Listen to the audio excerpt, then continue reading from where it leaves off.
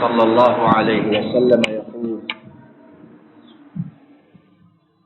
ان الرجل لينصرف وما كتب له الا عشر صلاته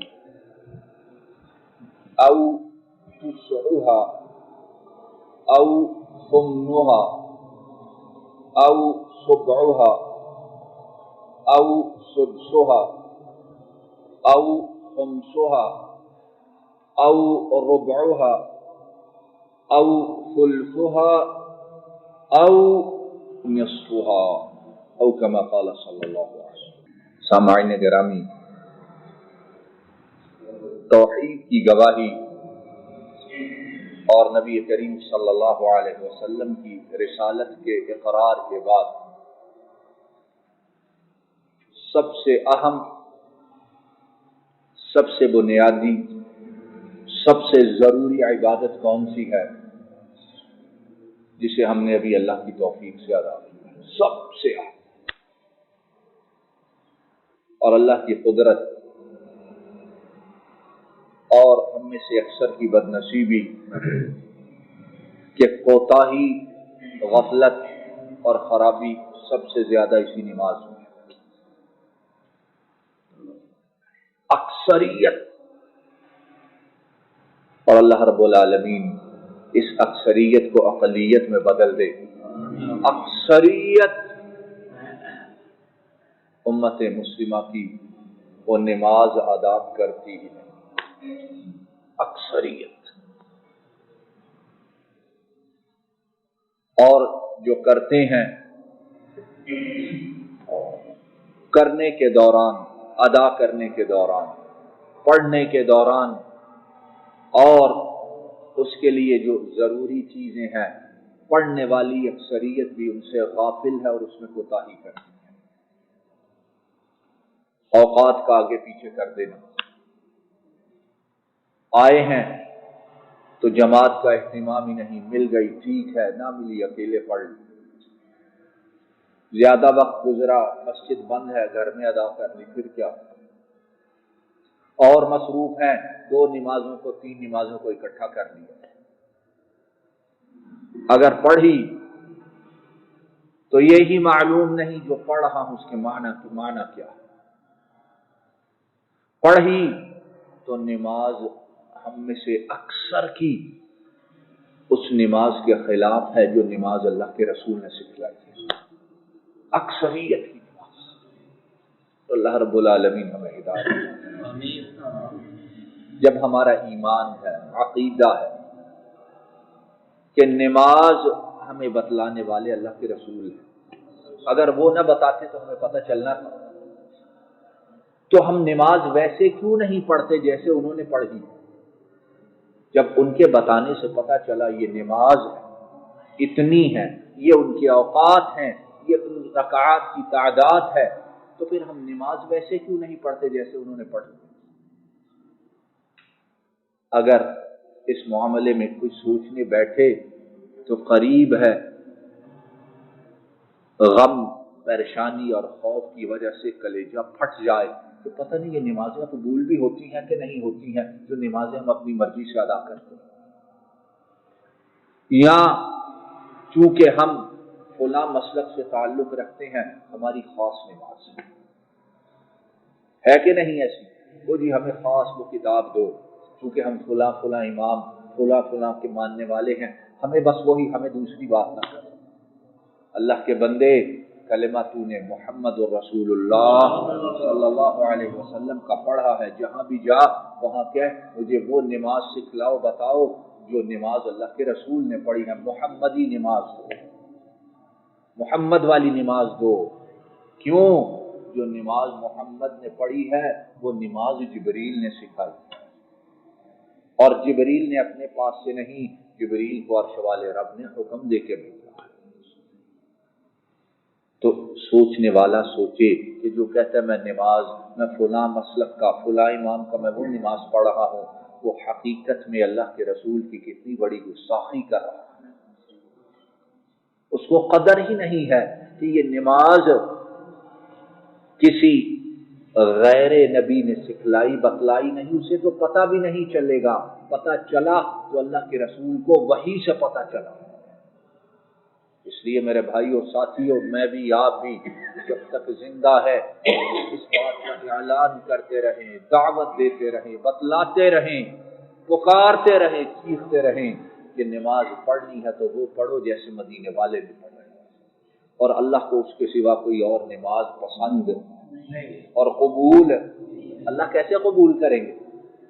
اللہ کیسے اس نماز کو قبول کریں جو اللہ کے رسول کی نماز کے خلاف ہو؟ ساری دنیا والے ایک طرح سے پڑھے اور اللہ کا رسول ایک طرح سے پڑھے تو اللہ کے ہاں قبول کون سی نماز ہے؟ جو نماز محمد صلی اللہ علیہ وسلم نے پڑھی۔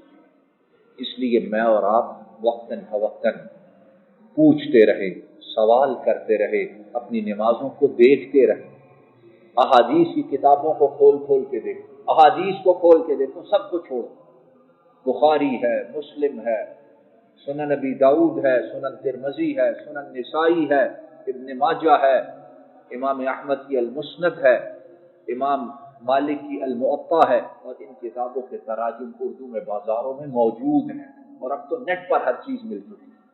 کھولو نماز کے چیپٹر، دیکھو اللہ کے رسول کیا کرتے تھے نماز میں، اور ہم اور آپ کیا نمازوں میں کر رہے ہیں۔ نماز اس کی جان، اس کی بنیاد، اس کی اساس، جس کے بغیر ایک رکعت بھی قبول نہیں، وہ سورہ فاتحہ کا پڑھنا ہے،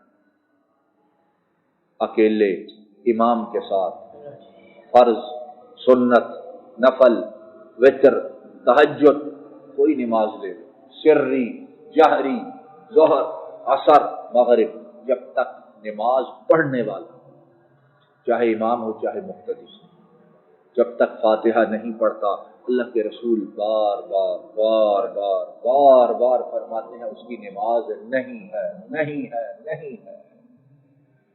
اور ہماری اکثریت کیا کرتی؟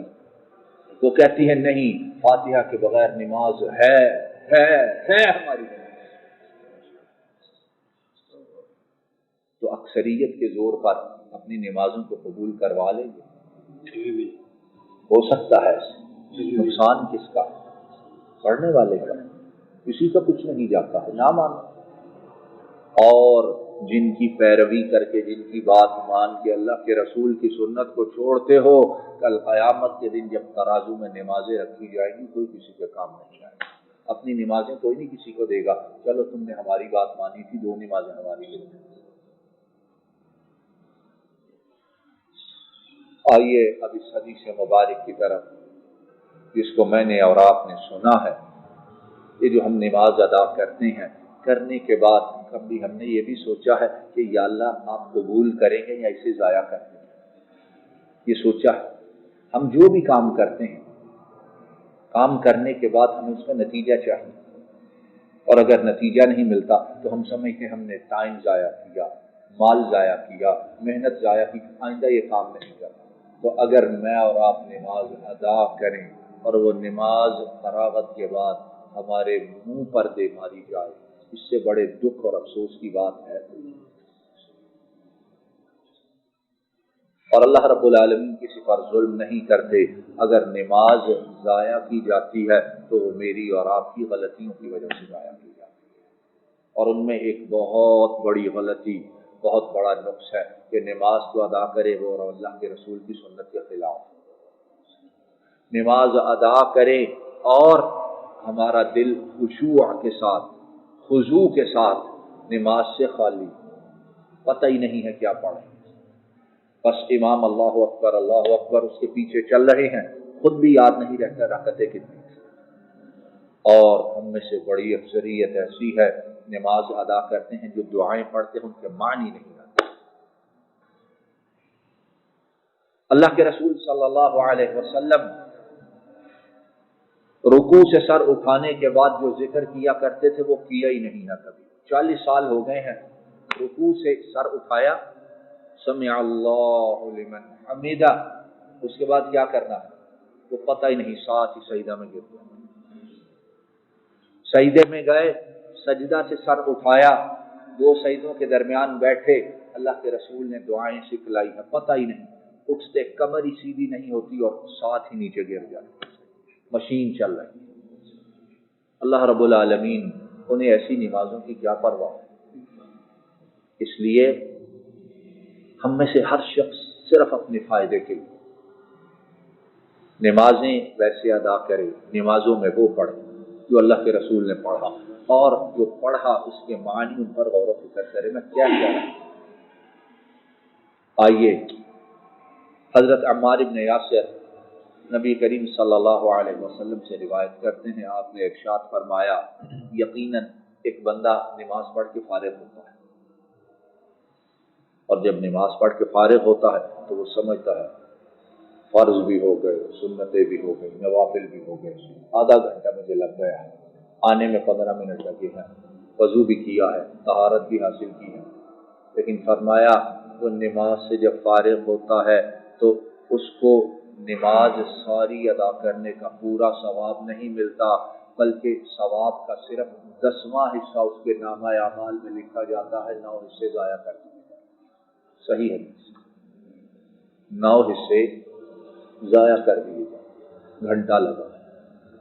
کیوں؟ وہ میں اور آپ خود دیکھیں کہاں کہاں ہم لوگ غلطی کر رہے ہیں۔ فرمایا ایک اور ہے، وہ نماز ادا کرتا ہے، اس کی نماز، اس میں اس کو جو ثواب لکھا جاتا ہے وہ ایک نماز کا 9واں حصہ، 9 صرف اتنا ثواب لکھا جاتا ہے۔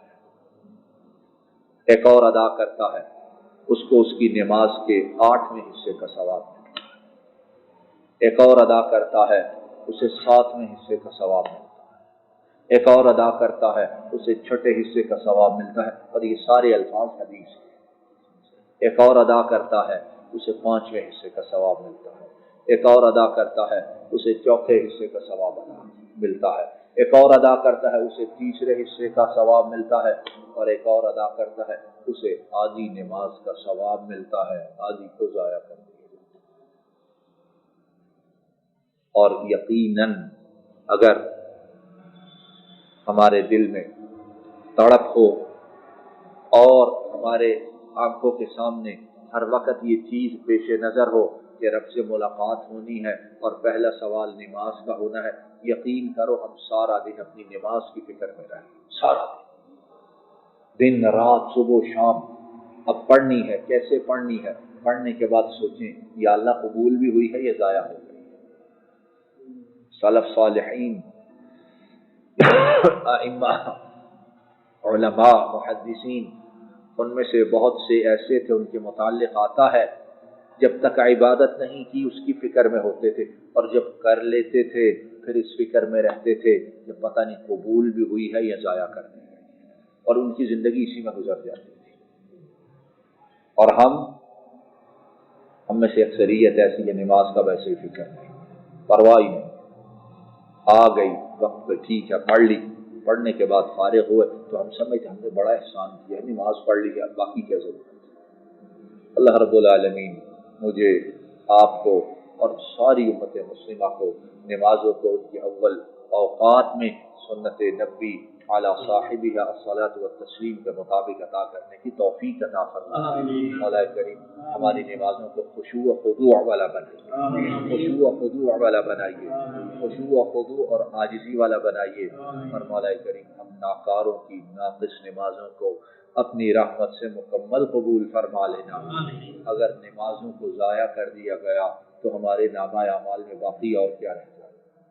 ربنا ظلمنا انفسنا وان لم تغفر لنا وترحمنا لنكونن من الخاسرين رب ارحمهما كما ربياني صغيرا رب ارحمهما كما ربياني صغيرا رب ارحمهما كما ربياني صغيرا اللهم اذهب البأس رب الناس واشفهما واشفنا واشفهما واشفنا واشفهما واشفنا انت الشافي لا شفاء الا شفاؤك شفاء لا يغادر سقما اللهم احسن عاقبتنا في الامور كلها واجرنا من خزي الدنيا وعذاب الاخره ربنا هب لنا من ازواجنا وذرياتنا قرة اعين وجعلنا للمتقين إماما. اللهم اكفناهم بما شئت، اللهم اكفناهم بما شئت، اللهم اكفناهم بما شئت. ربنا آتنا في الدنيا حسنة وفي الآخرة حسنة وقنا عذاب النار. اللهم إنا نعوذ بك من المأثم والمغرم. وصلى الله تعالى على نبينا محمد وعلى آله وأصحابه.